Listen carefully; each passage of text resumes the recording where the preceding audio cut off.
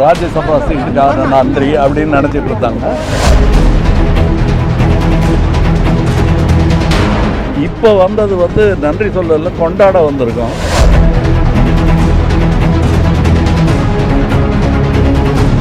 அதை பத்தி நீங்க பேசுங்க, நிறைய பேசுங்க. ராஜ்யசபா சீட்டுக்கு நன்றி சொல்ல வரல, ஆளுநர் விவகாரத்துல தமிழக அரசுக்கு கிடைச்ச இந்த வெற்றிய கொண்டாட வந்திருக்கோம். இப்படி பேசியிருக்காரு கமல்ஹாசன் அவர்கள்.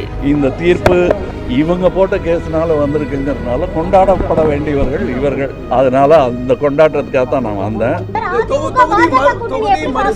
அதை பத்தி நீங்க பேசுங்க, நிறைய பேசுங்க.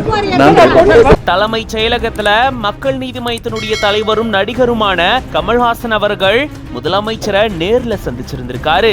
அதை தொடர்ந்து எதுக்காக இந்த சந்திப்பு நடந்தது அப்படின்ற விளக்கத்தையும் அளிச்சிருந்திருக்காரு. ராஜ்யசபா சீட்டுக்கு நன்றி சொல்ல வந்தோம் அப்படின்னு நினைச்சிட்டு இருக்கீங்க, ஆனா அதுக்காக ஒண்ணும் வரல. ராஜ்யசபா எம்பிஆர்னு கட்சியில முடிவு செஞ்சதுக்கு அப்புறமா அப்ப நன்றி சொல்ல வருவோம், இப்போ கொண்டாட வந்திருக்கோம் அப்படின்னு சொல்லி ஆளுநர் விவகாரத்துல தீர்ப்பு தமிழக அரசுக்கு சார்பா வந்ததை கொண்டாடுறதுக்காக தான் இப்போ வந்திருக்கோம் அப்படின்னு சொல்லி இந்த மாதிரி தெரிவிச்சிருக்காரு. இது பத்தின உங்களோட கருத்துக்களை கமெண்ட்ஸ்ல சொல்லுங்க. மேலும் பல செய்திகளுக்கு பிஹைண்ட் ரூட்ஸ் பேஜை ஃபாலோ பண்ணிக்கோங்க.